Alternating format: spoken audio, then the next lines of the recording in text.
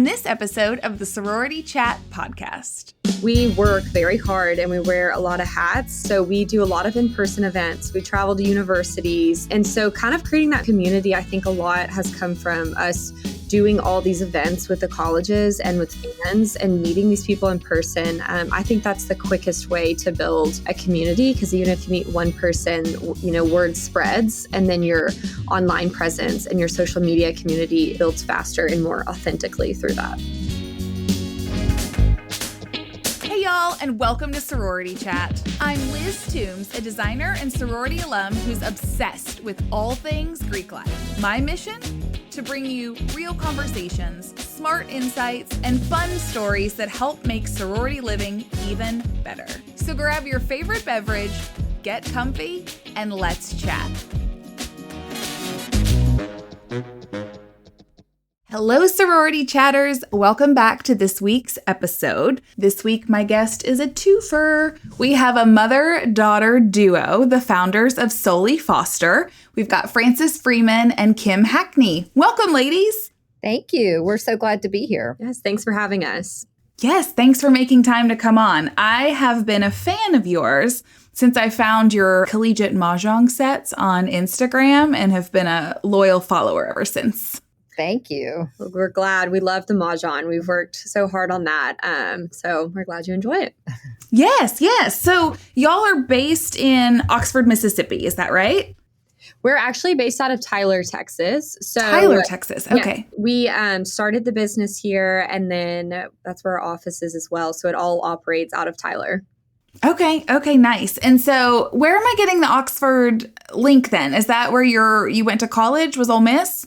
Yes, we both went to Ole Miss several years apart, but we love Oxford. And that is where our first playing cards were based around that really launched the company. So that's probably where you're getting the Oxford.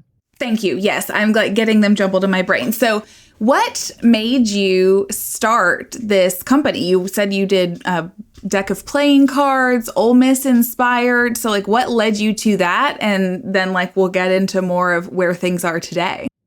So I graduated from Ole Miss in 2020. And during that time, it was also COVID. So I was finishing school up at home, and we were about to go on a mother-daughter trip with my group of friends from Ole Miss.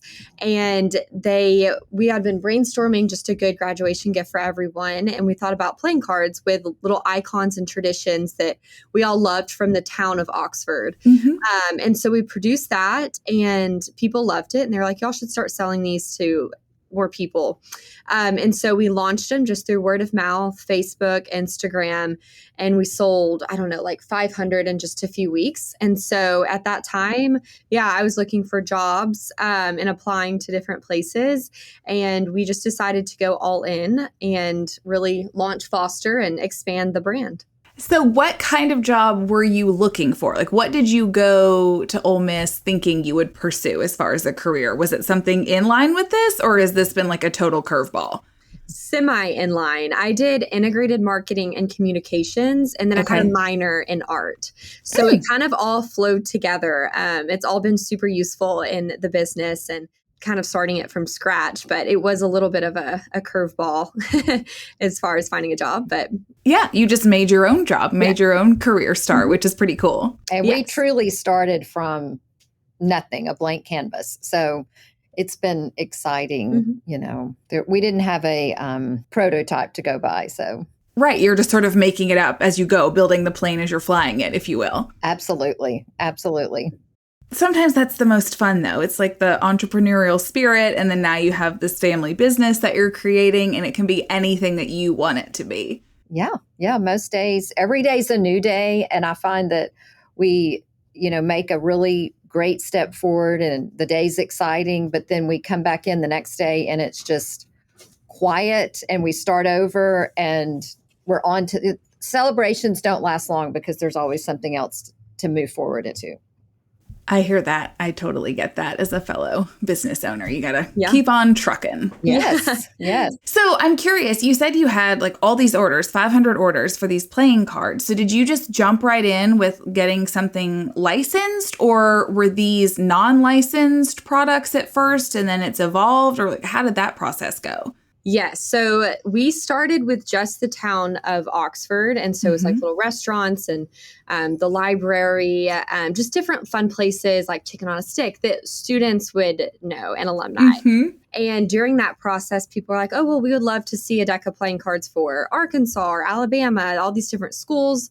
And then as we looked into it, we realized there's this whole licensing process that we have to get into in order to even begin producing those cards. And so we started that in about, I think, July or August of 2020. We started talking with a few attorneys from different schools to learn more about it. And then I would say by December, we had launched kind of the start of that licensing process for Foster and actually producing the product. Exactly. And then we really, in the meantime, at that time, our company was really cups, napkins, and playing cards, collegiate and non-collegiate. And that kind of moved forward for about 3 years until we decided, hey, we've got to pivot a little bit.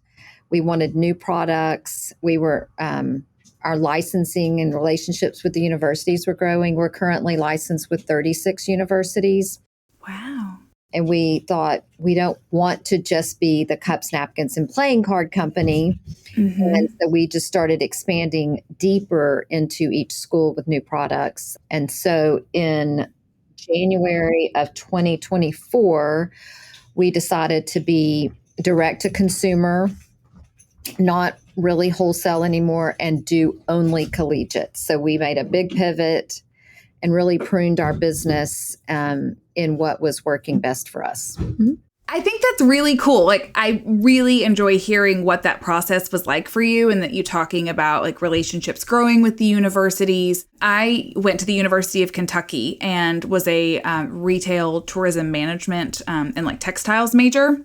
And that program created a plaid that represents the university. So there's an official University of Kentucky plaid, and I served on that board for a while. And so I know kind of the other side of what you're talking about, being on a committee that's choosing what products are getting licensed and created and made. And it's a whole fascinating process that I really enjoy learning about and kind of hearing about all the different angles. We've loved it too. The licensing has been very challenging, but we kind of enjoy that. And just like you said, even Alabama is licensed with Houndstooth. You know, people don't realize what logos and markings are registered and trademarked. And it's really fun to get to know them. And the universities have been amazing to work with. So we love that part of it.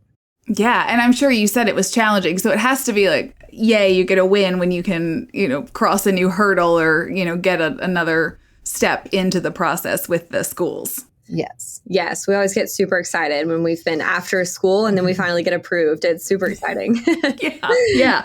So you said did you say 36 universities you work with right now? Yes. Okay. So how do you choose who you're approaching and who you want to work with? Like, what does that approach look like? I would say when we started, since we both graduated from Ole Miss, that was kind of a dead giveaway where to start. And then through that, our experiences at Ole Miss, we just have a love for the SEC, and the SEC has so many strong fan bases for their schools. So we knew that was a great place to start, and we wanted to start kind of in the South and Texas schools since we're from Texas, but start near and then reach further. And so we started with like Auburn, Alabama, Ole Miss, kind of captured those Southern colleges, added in the Texas schools, and then started expanding a little bit more north and east into like Georgia and Kentucky. And I'm trying to think, OSU. And we just kind of keep growing from there, almost geographically. And now we find that universities even reach out to us. If we haven't applied for a licensing there, they will message us and, hey, we love this. We love your Mahjong, or we love your pajamas. We would love to have your products. And so we've created some, further schools that have reached out to us. So that's another way that's fun. Yeah, that's nice too. So it's like a two-way street. So you can reach out or they can come to you, and then the conversation starts and goes from there to see what comes about, I guess. And it's a validation to us that our products are resonating. And so as a mom, having 3 girls, always looking for things to wear, parents are always wanting to go to a football game or a parents' weekend. Or we just got back from the beach, and, at the beach, you see people that have hats on or T-shirts, but you may not want a T-shirt. So that's really what we decided. We want to produce the things for the customer that we are. And, if you go to the airport, it's fun to have a marking that's different. Men have lots of those options, but it always promotes conversation. With other parents or other students, and you never know where that leads. And that's kind of the name of our business. I think that's cool. And you're speaking my language, because I'm not a T-shirt girl. So give me something cute. Give me some kind of accessory, a way that I can show school spirit or pride in a city or organization that is in a more fashion forward way. And I think y'all do a really good job with that. Thank you. Yes, thank you. So how did you decide what product categories you wanted to pursue next? You said we need to do more than just cups and napkins, but there's a whole world of products out there. So what made you drawn to certain categories and proceed with those? Like she said, we really look around and we're like, what would we like to wear to a game day? Or if we're going to a friend's house or the beach, what would we like to wear or have with us that would represent our school? And so we just start brainstorming. My mom, Kim, is very creative, and she has a little hamster wheel of ideas flowing at all times. So we always have a list of products we would like to add. And then we also listen to the schools. They have lots of recommendations, and then customer base. And through, our own ideas, customer base, and the schools, you can kind of clearly start to see these gaps in the market that need to be filled. And so that's where we step in. Mm-hmm. Yeah. I mean, I'm sure it can be overwhelming. You said the hamster wheel, and that's such a funny phrase, but you're right. Or I'm sure you're just constantly wheels are turning and trying to figure out what else you could do. Right. Exactly. And, a lot of the things, I guess we can say this now, we're launching jute bags soon, and we're super excited about those. But that was something that I just had. And so people always kind of commented on it, but there wasn't anything collegiate. So we were like, okay, people like this product. Let's make it a collegiate product. And also, we just launched men's accessories recently. We're just now kind of stepping into that space, which we're super excited about. But women they have college spirit. And we just went to Florida and did a couple events, and it was based around tiles and touchdowns with 30A Mahjong Club. And those women are so spirited about their schools, and that's so fun. And when you get in those kind of situations, they even tend to offer suggestions. Some you take, some you don't. But women are very spirited, so it's fun. Okay, so let's talk about the Mahjong side of things, because I am new to playing the game. Have y'all played for a long time? And was that what inspired you to go this route, or how did that come about? We went down that route. We had started to learn a few years ago now and enjoyed the game, but we had a lot of customers coming to us wanting Mahjong. And so it was an idea that we had kind of on the back burner for a while. And then the opportunity eventually presented itself that it was a good time to start producing the Mahjong. The licensing directors were starting to catch on with this, I would say, rage that has spread over Mahjong. And so it was a great time that they were willing to accept the new product. And we were in a good place to start producing the artwork and get it licensed and launch it. It's so cool. My problem with the game is that I love all of the sets and can appreciate the emblems that are used and the color palettes. And so really I just want to collect all these tiles, and I'm going to be poor if I keep buying all of these sets and mats. It's such a fun way to we display ours on our coffee table, or I have mine in my den right now. And they're just so fun to just leave out at the same time, like you're saying. And they could be seasonal. You have different things you may put in your home at different times of the year, so I think that's seasonal. And I love dessert plates or, different plates. I collect plates. So it's kind of like, or shoes, if you like whatever you collect, I think it's a fun thing just to collect. You don't have to have just one set. Thank you for justifying my shopping addiction, Kim. Absolutely. I appreciate that validation. But no, you're so right. And it's been so fun to learn the game with friends, even though I don't feel like I'm very good at it yet. I still enjoy learning, and it's always a new opportunity. And so I think these sets that y'all are creating are so great because they're really around school spirit and a pride and commonality for folks. So I think you're fostering community through these products. Yes, that's the whole really reason we started the business. Was not only is college a great way to bring people together and connect with a stranger that you've never met before, but you have something in common that means something to both of you. And then when you put it on a product, it just kind of elevates that whole experience of being able to connect with other people and foster memories and just kind of share that whole collegiate spirit. Now, were y'all Greek at Ole Miss? We were. We were both Kappas. Oh, okay, great. All right. I'm always curious, the sorority connection for folks. And yes, are you seeing any opportunity to partner with Kappa on things and create products there? Well, Greek life is a whole license in itself. So in order to produce Greek products, you've got to be licensed. So we really haven't stepped into that. We have gone to sorority houses at different universities for Parents Weekend. And that's been super fun and successful. And it's just another great way, for our products to get out there and to spread it. So yeah, we've actually had a sorority reach out to us that they want to do tiles. And so we're kind of in the works on that, but it would be their project. We're not going to sell Greek. I see. Well, I understand, right? You have universities that are their own ball of wax. Greeks are their own, and you kind of have different lanes there, I suppose. Yes. We have kind of figured out our lane and staying in it for now. Yeah, I mean, I don't blame you. I think if you focus on your strengths, and there's always cool things that can come or collaborations, but you can't do everything all the time. Everything. And as starting as a small business and just blank canvas, we're just always learning, and we have grown exponentially. And so with that often comes growing pains, but we want to stay on top of it. And so as we go, we, like Frances said, just have chosen to stay in this lane.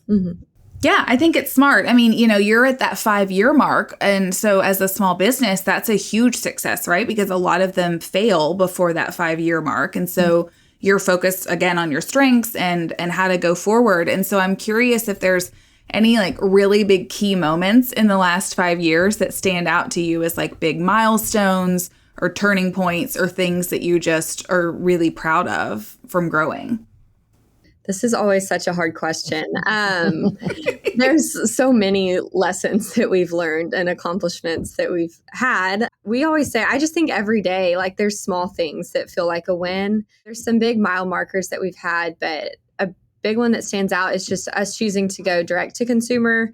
That's been really great for our business. And it's been really encouraging and kind of inspiring, just connecting with the fans and the colleges more.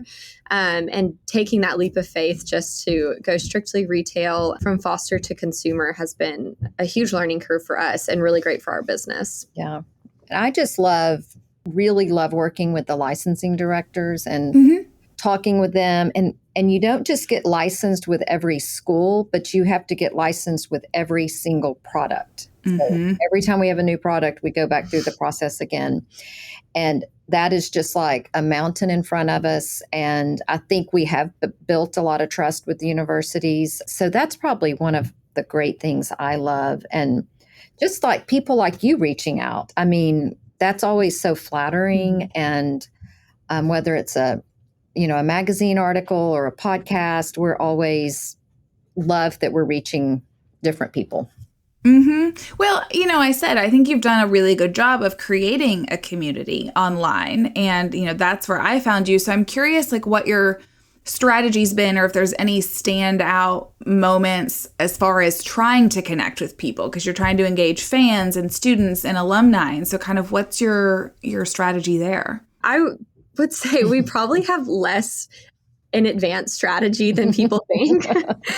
But it's more just like we're doing it and we're going along the way, figuring it out. But hindsight, it's easier to see the moves that we made that were beneficial to us. But we work very hard and we wear a lot of hats. So we do a lot of in-person events. We travel to universities. And so kind of creating that community, I think a lot has come from us doing all these events with the colleges and with students and meeting these people in person. I think that's the quickest way to build a community, because even if you meet one person, word spreads, and then your online presence and your social media community builds faster and more authentically through that.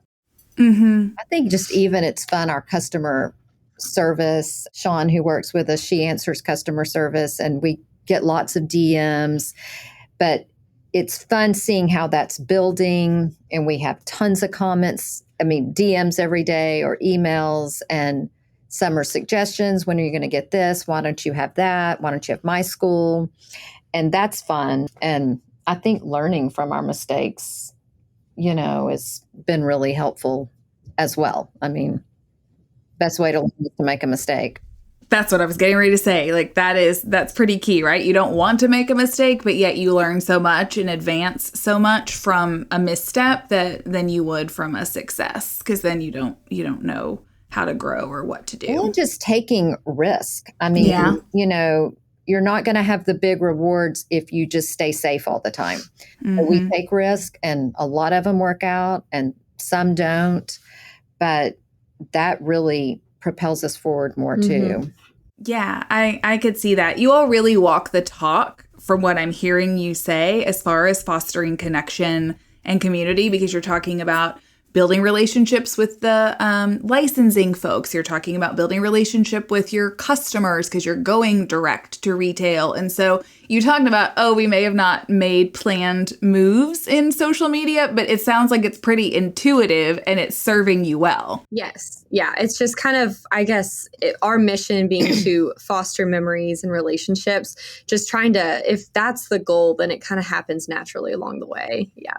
Yeah, totally. Is there any one major challenge that you all have faced and overcome that you're exceptionally proud of? I'm just curious as a fellow business owner. One thing, I don't know if Francis would agree with this, is just when we started, supply chain, we used to be in wholesale.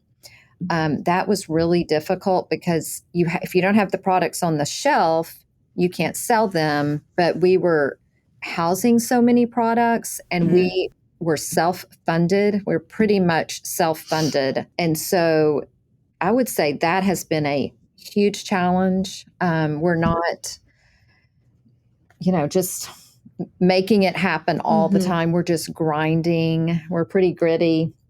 And like Francis said, we work really hard and we try to take almost every opportunity we can. But yeah. I mean, I think we really add on or take on a new challenge and then prune something else out. And it's this constant turnover.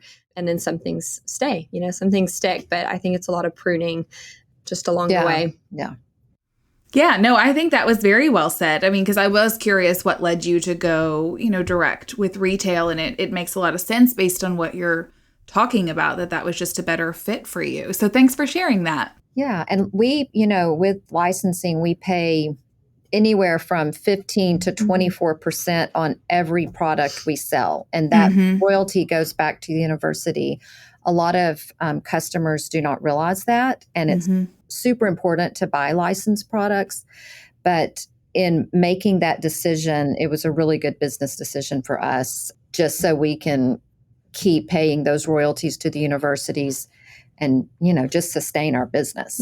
Yeah, I agree. When you said percentages, it brought another topic to mind. Are tariffs at all a player in your production and in your business? I mean, honestly, probably under the surface, it's playing a small role, but it's not hindering or changing or altering any ordering or production or business to us in any sense. Yeah, no.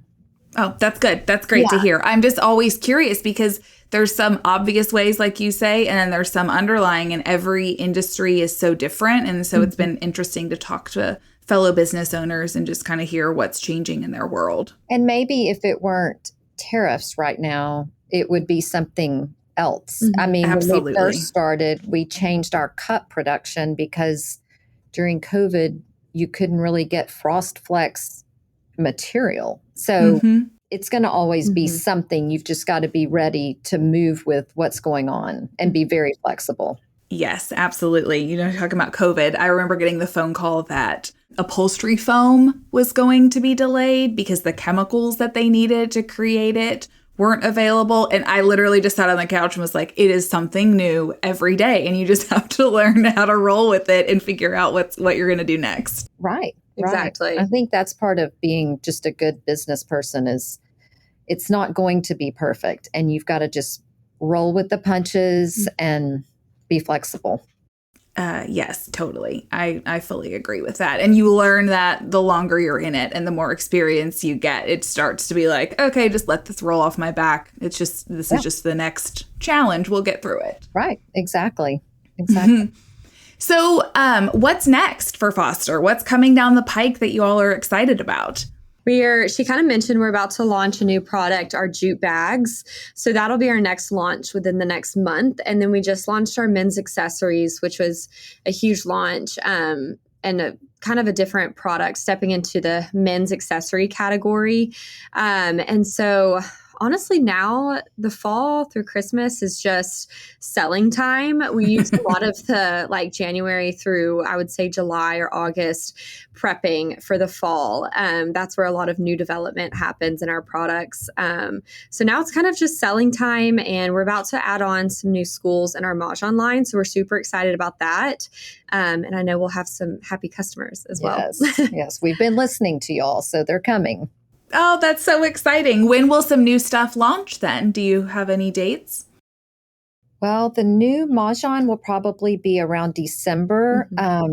Our jute bags will be coming in September. Our men's accessories, they're pretty much all in. That's been a labor of love over the last year. And so they're almost here. And we've been working on some things for next year, some ladies, maybe apparel.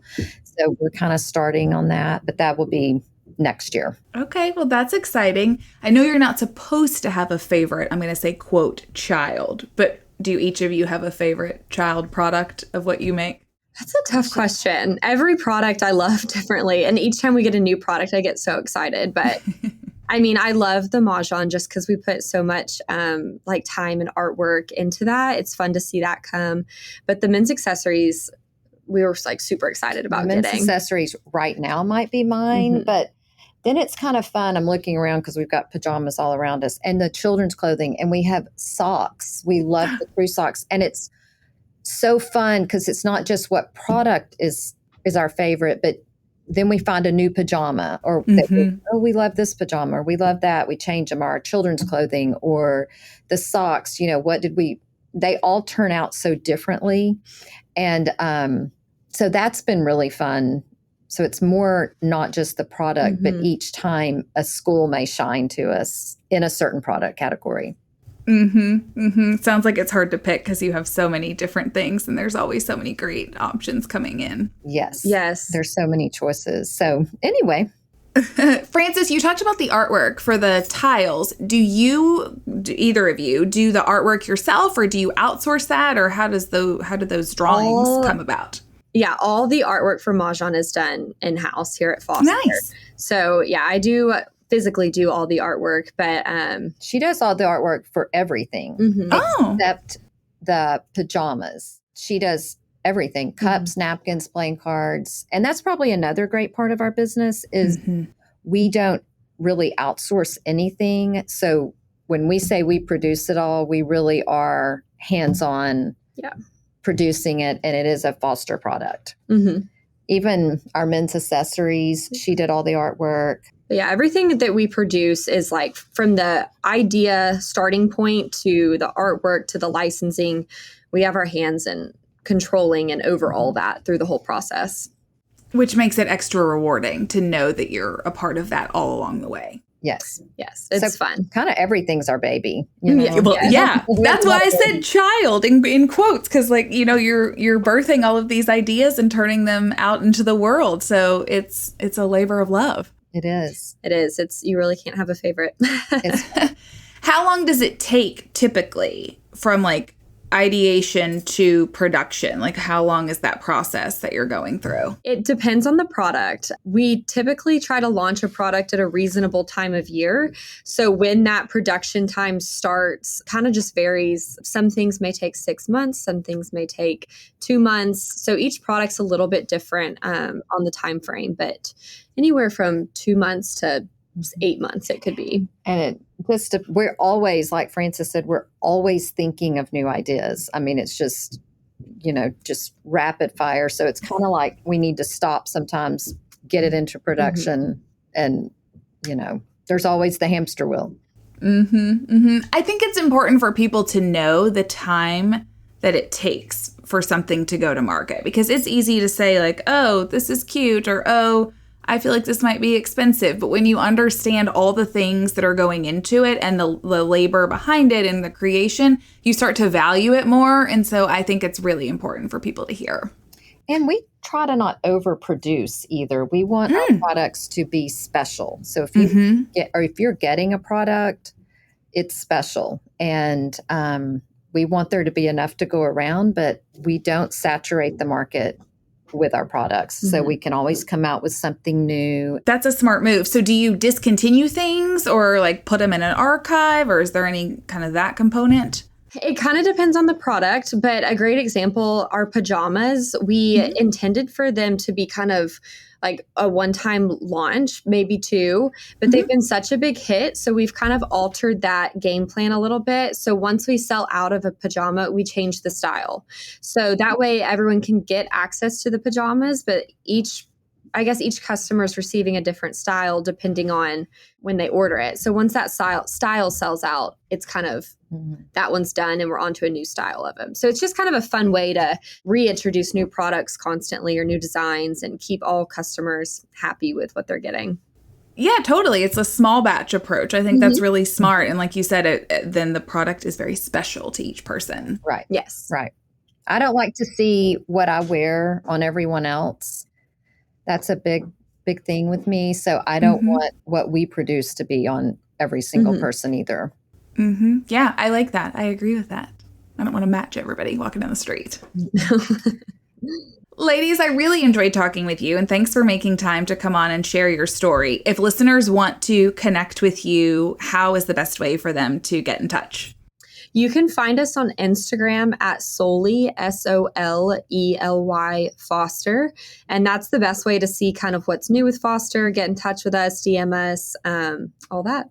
Nice. Awesome. We'll put all of that in the show notes as well so that people can connect with you. But this has been a great conversation, and I can't wait to see all the new products that y'all are going to launch. Thank you for reaching out. It was a great conversation. Yes, thank you. It was fun.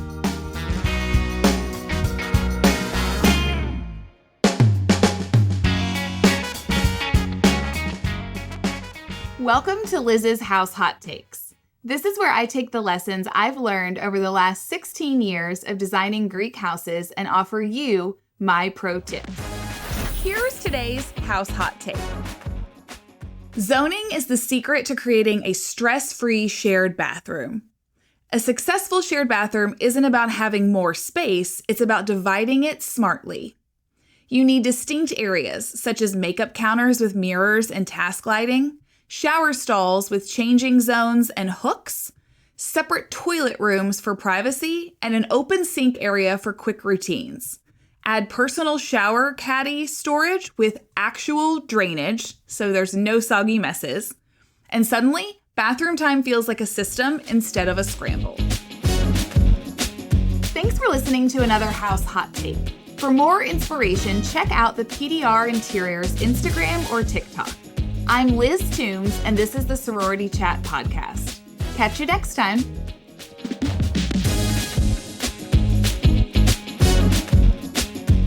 Thank you so much for tuning in. If you're listening on a podcast platform, make sure to follow the show so you never miss an episode. And if you got something out of today's conversation, we'd love for you to leave us a 5-star review. It helps us reach more listeners just like you. If you're watching on YouTube, be sure to check out this video right here or this one over here. And don't forget to like and subscribe. It really helps us out. On that note, I'm Liz Toombs with Sorority Chat, and I'll see you on the next one. This podcast is produced by Collier Landry for Don't Touch My Radio. Copyright Liz Toombs.